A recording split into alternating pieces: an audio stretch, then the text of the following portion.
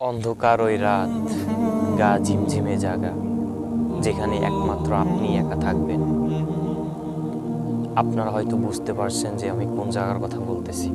ওই কবরে যখন আপনি মারা যাবেন, আপনার আত্মীয় স্বজন, আপনার মা বাবা, আপনার ভাই বোন, আপনার বন্ধু বান্ধব সবাই আপনাকে ওই অন্ধকার কবরে রেখে আসবে।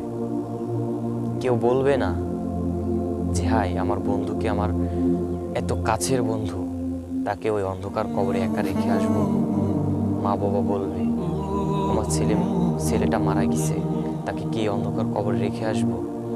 কেউ বলবে না যে একে একা রেখা যাওয়া যাবে না, আমরা এর সাথে থাকবো। কেউ বলবে না। সকলে আপনাকে ওই একা অন্ধকার গহীন কবরে রেখে চলে যাবে। তো ভাই, এই দুনিয়াটা কিসের জন্য? আল্লাহ তাআলা আমাদের এই দুনিয়াতে কিসের জন্য পাঠিয়েছে?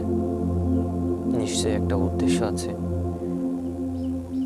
তো ভাই, দোস্ত, বুজুর্গ, আমার আল্লাহ তাআলা বলেন যে ওই ব্যক্তি সবচেয়ে বুদ্ধিমান যে দুনিয়ায় থাকতে আখিরাতে সামানা গুছাই নিয়ে কবরে যায়। তো আল্লাহ তাআলা আমাদের জন্য সেই তৌফিক দান করে যে আমরা যেন মৌতের আগে মৌতের সামানা গুছাই নিয়ে কবরে যেতে পারি। আসসালামু আলাইকুম। ভিডিওটি যদি ভালো লাগে শেয়ার করবেন আর বেশি বেশি লাইক কমেন্ট দেবেন।